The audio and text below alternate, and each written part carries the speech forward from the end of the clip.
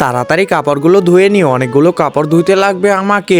আরে কি ব্যাপার, কি শব্দ হলো? আরে এটা তো দেখি পেয়ারা, এই পেয়ারা তো দেখি উপর থেকে পড়ছে। থ্যাংক ইউ পেয়ারা দেওয়ার জন্য আমাকে। তাই এটা তাড়াতাড়ি বাসায় নিয়ে যাই, এটা দিয়ে তো আজকে রেসিপি বানাবো। এই তো আমি বাসায় চলে আসলাম, এখন এটা তাড়াতাড়ি কেটে ফেলি এবং এর ভিতরের অংশটা তাড়াতাড়ি করে বের করে ফেলি। এই তো বের করা হয়ে গেছে। এখন এই যে এই ফলগুলো কাটতে লাগবে, এই তো কুচি কুচি করে কাটা হয়ে যাচ্ছে প্রায়। এরপর গাজরটাও কাটবো, এরপর ব্লেন্ডারে দিয়ে দিব।